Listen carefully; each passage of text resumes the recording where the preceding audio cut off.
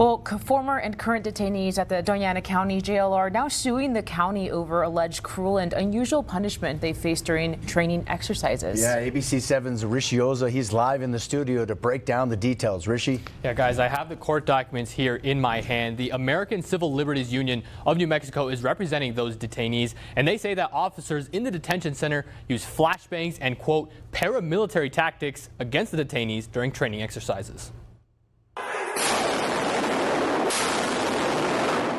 This video the ACLU sent us shows what the detainees call cruel and unusual punishment during training for the Special Operations and Response Team, or SORT.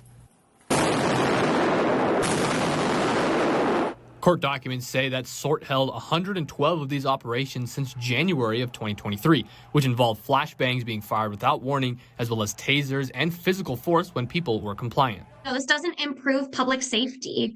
There is no legitimate purpose for these operations. It only serves to make the people in Doña Ana suffer and suffer for long-term consequences. One plaintiff named Maria Bandia Alicea says he takes medication for PTSD because of the psychological damage he suffered, calling himself nothing more than a guinea pig during the trainings. Another plaintiff, Jeremy Dean Smith, said an officer shot a flashbang directly into his cell and felt it as it passed his legs, comparing SORT's tactics to those used in war.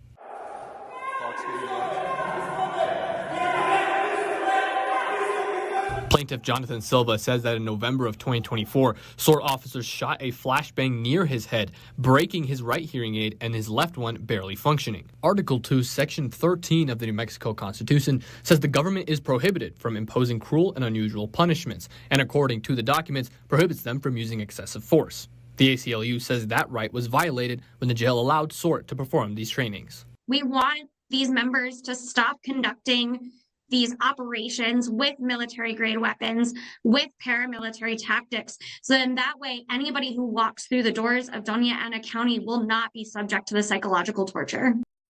And we have reached out to the county for comment, but they told us that they do not comment on any pending litigation. We'll, of course, continue to update this story as it develops, both on air and online at KVIA.com. Reporting live in the studio, Rishi Oza, ABC 7.